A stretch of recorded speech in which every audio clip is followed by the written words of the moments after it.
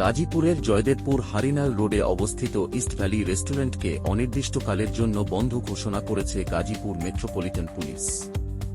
সম্প্রতি সামাজিক যোগাযোগ মাধ্যমে ভাইরাল হওয়া একটি ভিডিওতে দেখা যায় রেস্টুরেন্টের ভেতরে তরুণীরা ধূপ পান করে অশ্লীল ভঙ্গিতে নাচ করছে।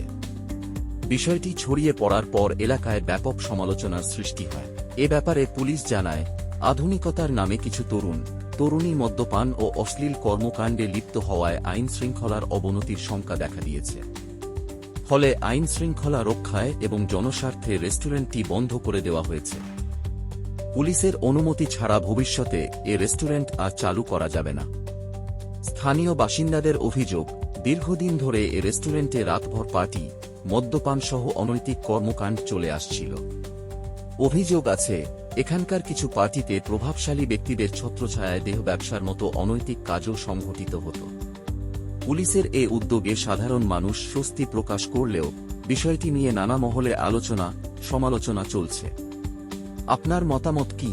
এই ধরনের রেস্টুরেন্টে পুলিশের কঠোর ব্যবস্থা কি সমাজকে ইতিবাচক পথে আনবে? কমেন্ট করে জানাতে ভুলবেন না। আর এরকম আরও আপডেট পেতে আমাদের চ্যানেলটি সাবস্ক্রাইব করুন।